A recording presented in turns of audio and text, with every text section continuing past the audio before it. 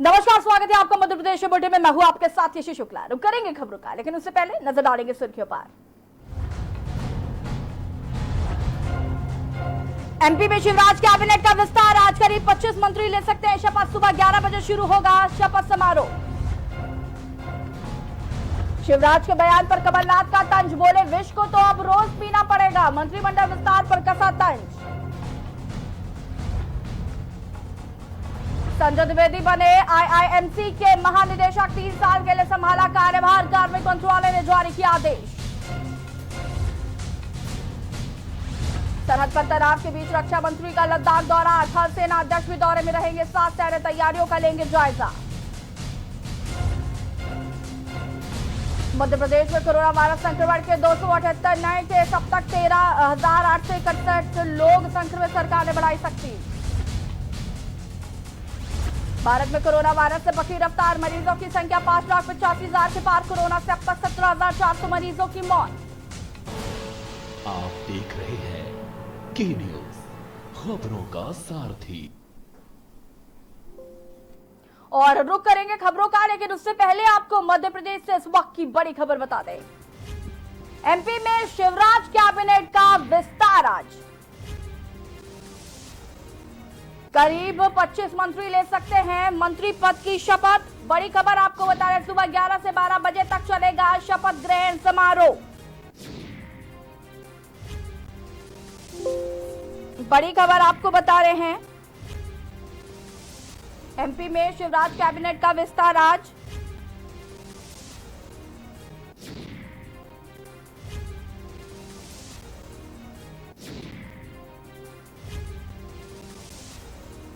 समारोह में ज्योतिरादित्य सिंधिया भी मौजूद रहेंगे। बड़ी खबर आपको बता रहे हैं मध्य प्रदेश से, शिवराज कैबिनेट का विस्तार आज। और इसी खबर पर ज्यादा जानकारी के साथ national political editor Pradeep Vishwakarma ji हमसे जुड़ चुके हैं। प्रदीप जी, आज सुबह 11 से 12 बजे तक मंत्रिमंडल का विस्तार है। आज 25 मंत्री करीब शपथ लेंगे। क्या कुछ कहना है इस पर? बिल्कुल, देखिए काफी लंबा समय बीत चुका था, जिसकी कोरोना की वजह से मंत्रिमंडल का विस्तार नहीं हो पाया था।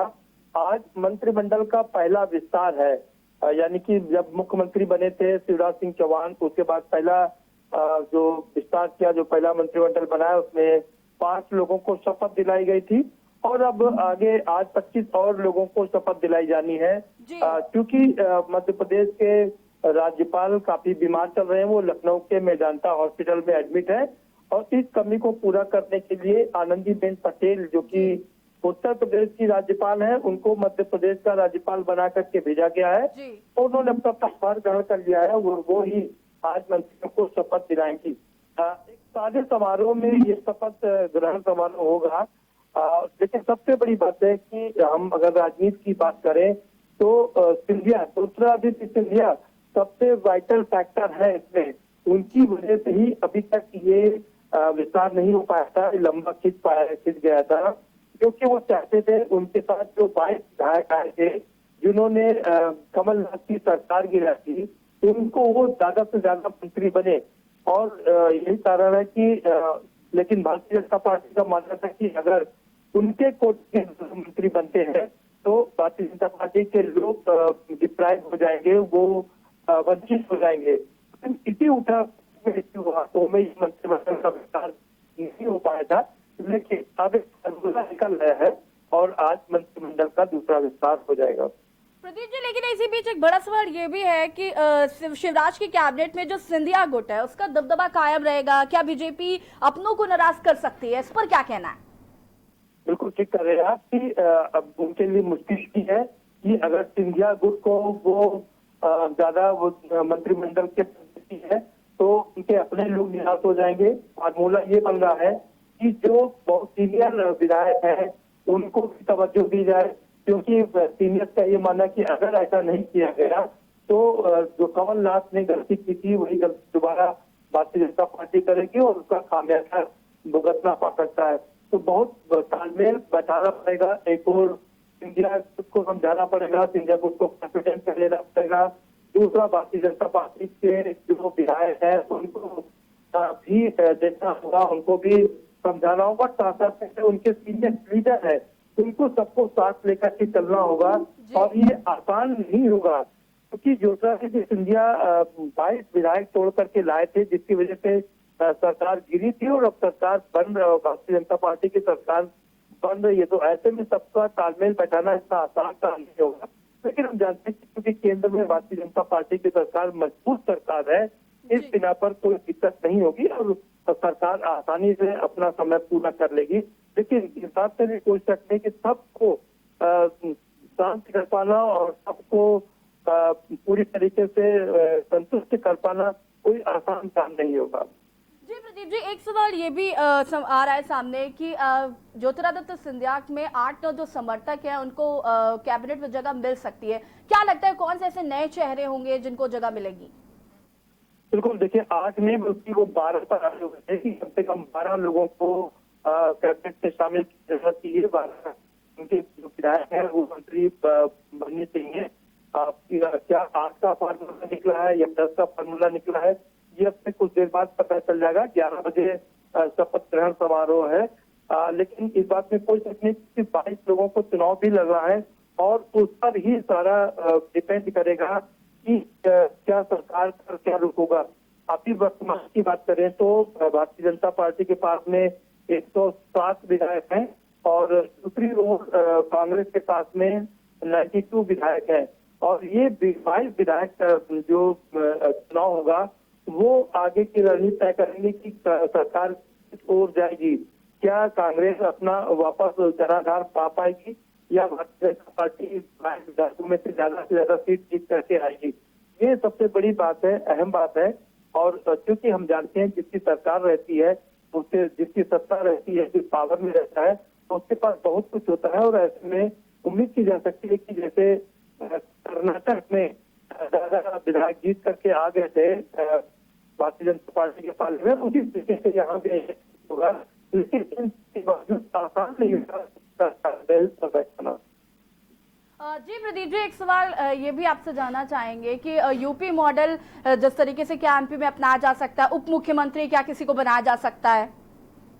बिल्कुल, उप मुख्यमंत्री आज बनाने की बात है। ज्योतिरादित्य सिंधिया को ये ऑफर किया गया था, लेकिन ज्योतिरादित्य सिंधिया ने साफ इनकार कर दिया कि वो उप मुख्यमंत्री नहीं बनना चाहते हैं। वो या तो मुख्यमंत्री बनना चाहते हैं या कैबिनेट में, केंद्र में कैबिनेट मंत्री बनना चाहते हैं। और केंद्र के कैबिनेट के रिशफल की भी बात चल रही है और वो दबाव बना रहे हैं कि जल्दी से जल्दी कैबिनेट का रिशफल हो और उनको कैबिनेट, केंद्र की कैबिनेट में जगह मिले। लेकिन करें सीएम, मुझे नहीं लगता कि अभी कोई डिप्टी सीएम बनाया जाएगा, क्योंकि मिश्रा जो कि जिन्होंने दूसरा सबसे जो वाइटल रोल प्ले किया था ज्योतिरादित्य सिंधिया के बाद में कमलनाथ की गिराने में और भाजपा की सरकार चलाने में, उनको पहले ही कैबिनेट मंत्री बनाया जा चुका है। तो ऐसे में अब नहीं लगता है कि कोई भी डिप्टी सीएम बनाया जाएगा। और शिवराज सिंह चौहान मामा ही मुख्यमंत्री रहेंगे और वही पूरी तरीके से सरकार को लीड करेंगे। प्रदीप जी, जैसे कि भाजपा के कई पुराने चेहरे हैं जो बरसों से मंत्री रहे हैं, क्या उन्हें कैबिनेट में जगह मिल सकती है या फिर नहीं मिलेगी? बिल्कुल, देखिए सवाल इसी बात का है, क्योंकि जो सीनियर मंत्री हैं, जो सीनियर विधायक हैं, 7 साल विधायक रह चुके हैं, वो अपना दबाव बनाए हुए हैं। वो कह रहे हैं कि मुख्यमंत्री बनाया जाना चाहिए और सीनियरिटी के हिसाब से मंत्री बनाया जाना चाहिए, और नहीं तो इसमें एक असंतोष के स्वर फूटेंगे और वो दिक्कत हो सकती है। तो ऐसे में सबसे बड़ी बात यही है कि कैसे तालमेल बनाएंगे, कैसे शिवराज सिंह चौहान इसी को लेकर के दिल्ली गए थे, 2 दिन दिल्ली रह करके भी आए थे और वो अमित शाह से भी इस पर उन्होंने चर्चा की और ज्योतिरादित्य सिंधिया से भी मिलकर के उन्होंने चर्चा की, कोई फार्मूला निकालने की कोशिश की थी, लेकिन कोई फार्मूला नहीं निकला। अब खुद ही शिवराज सिंह चौहान को ही इसमें कोई रास्ता निकालना होगा। कैसे वो सामंजस्य बैठा लेंगे, ये अपने आप से सबसे बड़ा सवाल है। हालांकि इन सब के बीच बड़ी बात यह है कि अब कम से कम मंत्रिमंडल का विस्तार हो जाएगा, मध्य प्रदेश में पूर्ण रूप से सरकार हो जाएगी। अभी तक सरकार नहीं थी, वहां पर पूरी तरह से काम नहीं कर पा रही थी, खाली मुख्यमंत्री थे और उनके 5 मंत्री ही काम कर पा रहे थे। लेकिन अब एक पूरा मंत्रिमंडल होगा जो अच्छे से वहां पर काम कर पाएगा और कोरोना काल में लोगों को कोरोना से राहत दिलाने की भी एक बड़ी चुनौती होगी। जी प्रदीप जी, जब से मंत्रिमंडल विस्तार होना है इसको लेकर खबर आई है तब से लगातार बयानबाजी भी शुरू हो गई है और पूर्व नेता प्रतिपक्ष और 8 बार के जो विधायक हैं गोपाल भार्गव, उन्होंने कहा था कि पार्टी के वरिष्ठ नेताओं की मदद लेनी चाहिए और वो गलती बिल्कुल नहीं करनी चाहिए जो कांग्रेस ने की थी, क्योंकि कांग्रेस ने जो वरिष्ठ नेता हैं उनको मंत्रिमंडल में जगह नहीं दी थी। तो क्या लगता है भाजपा ये गलती करेगी या फिर नहीं करेगी? बहुत समझदारी के साथ मंत्रियों का चुनाव होगा। देखिए, भारतीय जनता पार्टी को जानते हैं, वो बहुत ही मैनेजमेंट करने में उनका कोई शानी नहीं है।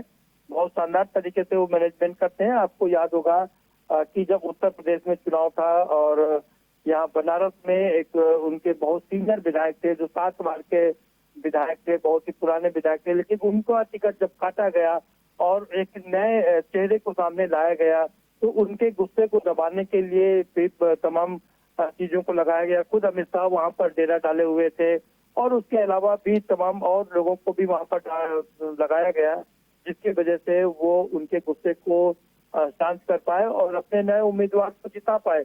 वो नए उम्मीदवार इस समय भारतीय जनता पार्टी की कैबिनेट की सरकार में मंत्री है, राज्य मंत्री स्वतंत्र प्रभार है। तो भारतीय जनता पार्टी को मालूम है कब कैसे किसको कहाँ पर दबाना है, किसको करना है, तो वो अपने लोगों को मना लेती है। चाहे एन के कारण किसी भी तरीके से वो अपने लोगों को समझा लेती है, मना लेती है और नहीं मानते हैं तो दूसरे तमाम रास्ते हैं। मुरली मनोहर जोशी का उदाहरण सामने है, लालकृष्ण आडवाणी का उदाहरण सामने है कि जो लोग नहीं मानते हैं फिर उनको वनवास का रास्ता भी दिखाया जा सकता है।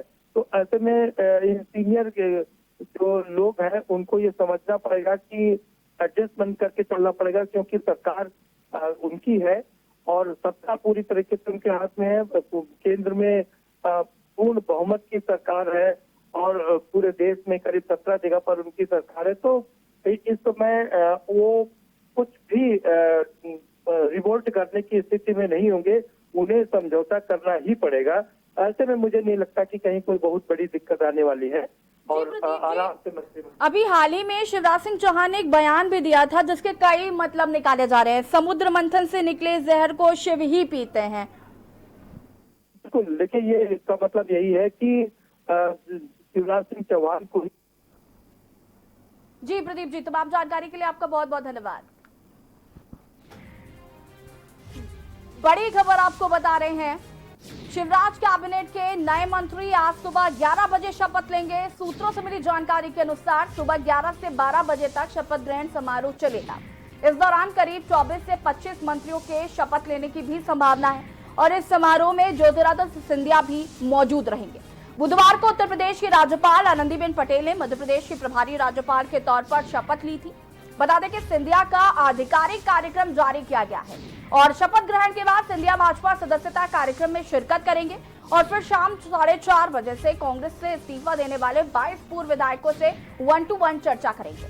सिंधिया हर पूर्व विधायक से करीब 15 मिनट अकेले बातचीत करेंगे।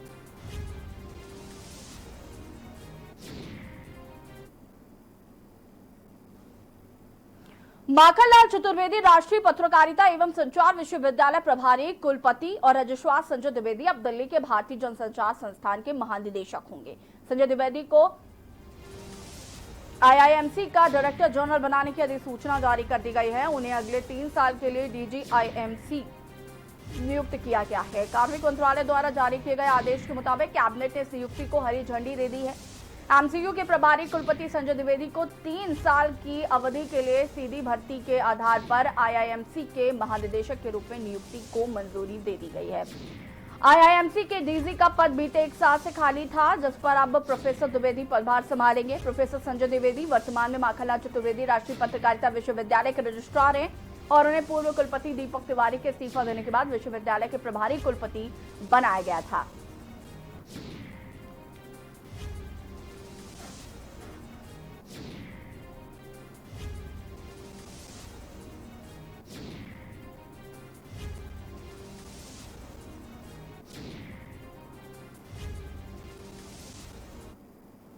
और एक और बड़ी खबर आपको मध्य प्रदेश से बता दें, जहां पर लगातार कोरोना मरीजों की संख्या में इजाफा हो रहा है। कोरोना का कहर लगातार बढ़ता जा रहा है। मध्य प्रदेश में कोरोना बीमारी ने पकड़ी रफ्तार। कोरोना वायरस संक्रमण के 268 नए मामले सामने आए हैं और अब तक 13,861 लोग कोरोना संक्रमित हैं। बता दें कि शिवराज सरकार ने तैयार किया है एक्शन प्लान। मध्य प्रदेश की स्थिति गंभीर होती जा रही है। लगातार कोरोना मरीजों की संख्या मध्य प्रदेश में बढ़ती जा रही है। एक साथ 268 नए मामले सामने आए हैं और अब तक 13,861 लोग कोरोना संक्रमित हो चुके हैं। और इसी खबर पर ज्यादा जानकारी के साथ स्टेट हेड विवेक कुमार हमसे जुड़ चुके हैं। विवेक, लगातार कोरोना मरीजों की संख्या मध्य प्रदेश में बढ़ती जा रही है। एक साथ 268 नए केस सामने आए हैं, क्या कहना है? देखिए, जैसा कि कोरोना का जो कहर है मध्य प्रदेश को काफी हानि हो रही है, लेकिन वही शिवराज सिंह चौहान का साफ तौर पर कहना है कि हम जो कोरोना को लेकर सतर्क है और काफी काम किए जा रहे हैं। कल किल कोरोना जैसे जैसे प्रोग्राम का उन्होंने शुरुआत किया था। इसके तहत उन्होंने कहा था कि पूरे मध्य प्रदेश में कोरोना के इस कहर के ऊपर लगाम लगाया जाएगा, लेकिन कहीं न कहीं ये सभी बातें अभी साफ तौर पे खोखले तरीके से देखने को मिल रहा है। और उनका कहना है कि आने वाले कुछ दिनों में हम कोरोना को जल्दी अपने प्रदेश से मिटा देंगे। और कहीं कि आज मंत्रिमंडल का गठन है, तो कहीं न कहीं कुछ जो बातें हैं वो आज सब खुलकर सामने आएंगी। और इस तरह की जो केस है, जब सबसे बात हम करें कि मध्य प्रदेश की राजधानी भोपाल की बात करें, यहाँ भी एक जो एक्टिव केसेस है ज्यादा होने लगी है। और इसकी बात करें इंदौर की, तो वहाँ भी जो केसेस है ज्यादा होने लगी। उज्जैन की बात करें, वहाँ भी केसेस ज्यादा होने लगी है। 268 एक दिन का मामला निकलना मगर कहीं न कहीं चिंतन का विषय है मध्य प्रदेश सरकार के लिए। विवेक, आपसे जानना चाहेंगे स्वास्थ्य विभाग किस तरीके से काम कर रहा है, प्रशासन किस तरीके से काम कर रहा है, क्योंकि जिस तरीके से कोरोना संक्रमण का खतरा मध्य प्रदेश में बढ़ रहा है ये एक चिंता का विषय है। देखिए, स्वास्थ्य विभाग की तरफ से कई प्रकार की यहाँ पे योजनाओं को लागू करके चेकअप का जो प्रक्रिया बढ़ाया जा रहा है। एम्स में उसकी बात करें, सिराई हॉस्पिटल की बात करें, या कुछ ऐसे निजी जो हॉस्पिटल है जिनको कोरोना के छावनी के रूप में तब्दील कर दिया गया, तभी जरा वहाँ पे प्रत्येक दिन हजारों लोगों की जांच की जा रही है। इसके बावजूद भी मध्य प्रदेश में आपको बोलो सामूहिक जो ये इन्होंने सामूहिक यहाँ पे लोग हैं एक दूसरे के साथ मिलते हैं, बातें करते हैं, तो ये जो इन्फेक्शन फैलने का डर था, ये इन्फेक्शन कहीं ना कहीं मध्य प्रदेश में देखने को मिल रहा है। और इसको रफ्तार मिल चुकी है। लोग अपने घर से बाहर जाते हैं, बिना किसी काम के बाहर मार्केट जाते हैं, वहां मिलते हैं। अगर आपको बताऊं तो इस अनलॉक सीजन में सबसे ज्यादा लापरवाही मध्य प्रदेश में देखने को मिल रहा है। मध्य प्रदेश की राजधानी भोपाल की बात करूं तो भोपाल के जो क्षेत्र है, कुछ ऐसे क्षेत्र है, जहांगीराबाद, पुराना भोपाल, इन सभी जगह कहीं न कहीं पूरी लापरवाही देखने को मिली। लोगों के मुंह पे मास्क नहीं होता है, लोग सोशल डिस्टेंसिंग का पालन नहीं कर रहे हैं, दारू दुकानों पर लगातार भीड़ इकट्ठे होते हैं। तो ये कहीं न कहीं एक राजधानी में भी लापरवाही है, जिसके कारण कोरोना की जो संख्या लगातार एक दिन में 268 होना किसी भी प्रदेश के लिए एक चिंता का विषय है। विवेक, जैसे कि आपने बताया कि अनलॉक 1.0 का सेकेंड फेज भी शुरू हो गया और 2.0 की गाइडलाइन आज से 2.0 भी शुरू हो चुका है। तमाम तरीके की रियायतें दी गई हैं और लोगों से सोशल डिस्टेंसिंग का पालन करवाना प्रशासन का काम है। तो प्रशासन किस तरीके से काम कर रहा है, क्यों लोगों से सोशल डिस्टेंसिंग का पालन प्रशासन नहीं करवा पा रहा है, ये एक बड़ा सवाल है। देखिए, कहीं न कहीं अभी ऐसी बात हो रही है कि मध्य प्रदेश में मंत्रिमंडल का गठन है और सभी प्रशासन की तरफ से हर जगह का जो सुरक्षा कवायद है, बड़े बड़े नेताओं के पास अभी चला गया है। पार्टी ऑफिस में सुरक्षा, नेताओं के पास सुरक्षा, तो कहीं न कहीं थोड़ी सी लापरवाही यहाँ पे दिख रही है कि जो प्रशासन है उसके द्वारा ढील यहाँ पे दी जा रही है, जिसके कारण यहाँ की जो जनता है, मध्य प्रदेश की जनता है, वो अपने सोशल डिस्टेंसिंग का पालन करने से बच रही है। और मैं आपको बता दूं, मध्य प्रदेश की राजधानी जहाँ सबसे अधिक संक्रमण है इंदौर के बाद, वहाँ के जो लोग हैं वो सोशल डिस्टेंसिंग का पालन बिल्कुल नहीं कर रहे हैं। आपको शाम 5:30 बजते ही लोग वहाँ पे लोग दुकानों पे भीड़ इकट्ठा कर लेते हैं। दुकानदार भी सोशल डिस्टेंसिंग का पालन नहीं करने को बोल रहे हैं। दुकान वाले जो वहाँ पे व्यापारी होते सामग्री बेचते हैं, उनके मुंह पर भी मास्क नहीं होता है, उनके पास सैनिटाइजर का उपयोग लोग नहीं करते हैं। तो कहीं ना कहीं विवेक, कहीं ना कहीं लोगों को भी ये बात समझनी होगी कि कोरोना वायरस से अगर बचना है तो हमें खुद भी ये पहल करनी पड़ेगी, मास्क लगाकर निकलना पड़ेगा, सोशल डिस्टेंसिंग का पालन करना पड़ेगा। तमाम जानकारी के लिए आपका बहुत बहुत धन्यवाद। मध्य प्रदेश में लगातार कोरोना के मरीज बढ़ते जा रहे हैं। बता दें कि 268 नए मामले सामने आए हैं और अब तक 13,861 कोरोना मरीजों की संख्या हो चुकी है। और अब वक्त हो गया छोटे से ब्रेक का, जल्द हाजिर होंगे।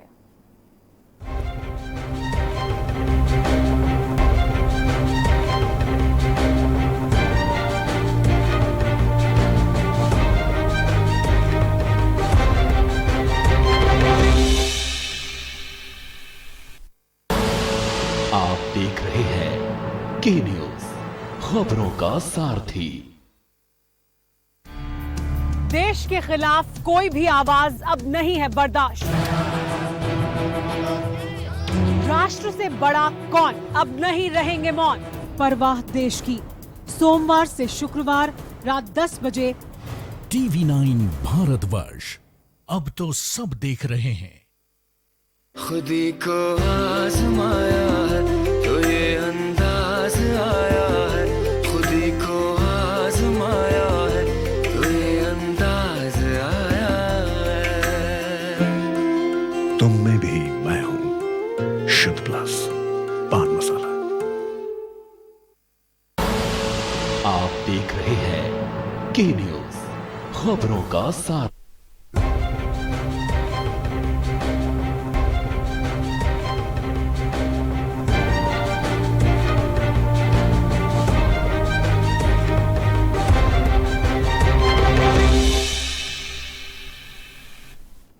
ब्रेक के बाद एक बार फिर से आप सभी का स्वागत है। कोरोना महामारी दुनिया भर में तेजी से अपने पैर पसारती जा रही है।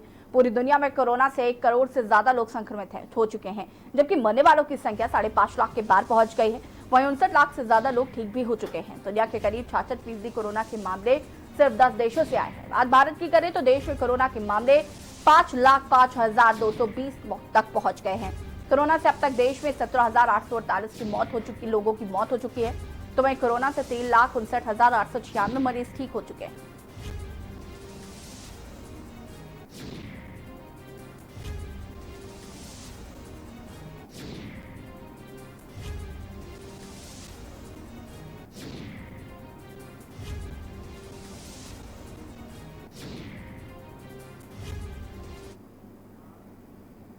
मध्य प्रदेश के मुखिया शिवराज सिंह चौहान ने आज प्रदेश में किल कोरोना योजना की शुरुआत इस कड़ी में ग्यारसपुर में क्षेत्रीय विधायक लीना संजय चांद सामुदायिक स्वास्थ्य केंद्र ग्यारसपुर में एसडीएम बीएमओ तहसीलदार स्वास्थ्य विभाग की मौजूदगी में आंगनबाड़ी एवं आशा कार्यकर्ता को हरी झंडी दिखाकर किल कोरोना की शुरुआत कराई। बीएमओ ने कहा कि इसमें आंगनबाड़ी आशा कार्यकर्ता घर घर में जाकर लोगों का स्वास्थ्य का हाल जानेंगी एवं गंभीर सर्दी जुकाम खांसी मरीज मिलने से कोरोना वायरस की जांच की जाएगी। मोबाइल यूनिट टीम बनाई गई है। संबंध में जब क्षेत्रीय विधायक से बात की गई तो उनका कहना है कि हमारी सरकार ने इस योजना की शुरुआत की है, जो घर घर जाकर परिवार में रह रहे सभी सदस्यों का स्वास्थ्य का हाल जानेगी।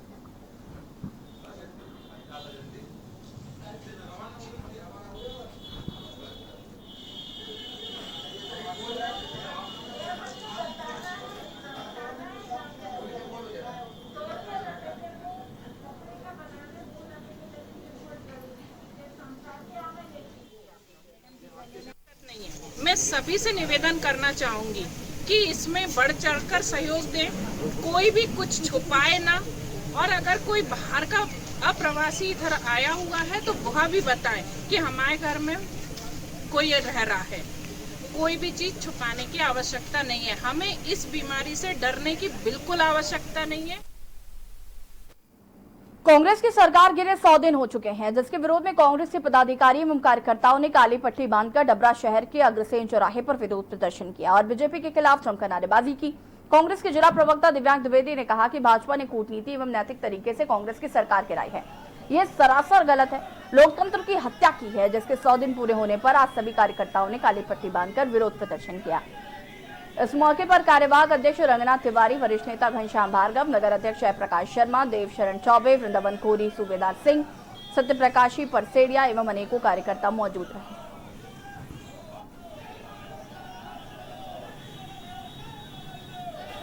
विधानसभा चुनाव में कांग्रेस को जनादेश दिया था, जिससे कमलनाथ जी की सरकार बनी, कांग्रेस की सरकार बनी मध्य प्रदेश में। लेकिन भारतीय जनता पार्टी के नेताओं ने कांग्रेस के विधायकों और मंत्रियों को खरीद फरोख्त करके करोड़ों रुपए का लालच दे करके उन्होंने भारतीय जनता पार्टी में मिला लिया उन लोगों को। लोकतांत्रिक तरीके से कि लोकतंत्र की हत्या करके एक चुनी हुई सरकार को जो गिराया गया था, आज उसके विरोध में 100 दिन पूरे होने के काले दिन के रूप में आज मनाया गया। देश दुनिया में पहली कोरोना वायरस महामारी को लेकर लोग लगातार परेशान हैं और अब ऐसे में छात्रों के भविष्य पर भी कोरोना वायरस के चलते ब्रेक लग गया है, जिसको लेकर विदिशा के लटेरी में शिक्षा विभाग द्वारा शिक्षा रत्न निकालकर ऑनलाइन पढ़ाई के प्रति छात्र और लोगों को जागरूक किया गया। शिक्षा रथ को लटेरी एसडीएम तन्मय वर्मा द्वारा हरी झंडी दिखाकर रवाना किया गया। इस दौरान बीओ लाल भील एवं बीआरसी प्रदीप श्रीवास्तव सहित शिक्षक मौजूद रहे।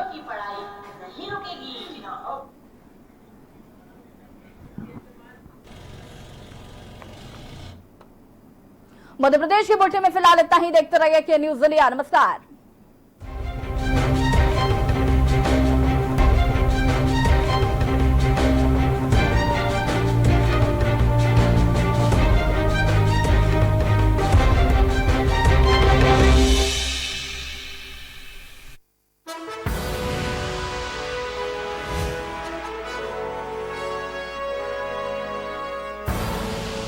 आप देख रहे हैं के न्यूज, खबरों का सारथी। राम की जिंदगी को थोड़ा पढ़ भी लीजिए। आप मुद्दे से भटक रहे हैं। सब बोलेंगे, सबकी सुनेंगे, अनुशासन के साथ सवालों की झड़ी अड़ी, क्योंकि हमें है देश की पड़ी। सोमवार से शुक्रवार शाम 6 बजे TV9 भारतवर्ष, अब तो सब देख रहे हैं। Mount Litra Z School, Unnao, #1 in academics, #1 in sports, best teachers, best result, smart classroom, best transport facility, world class infrastructure के साथ Mount Litra Z School, Unnao।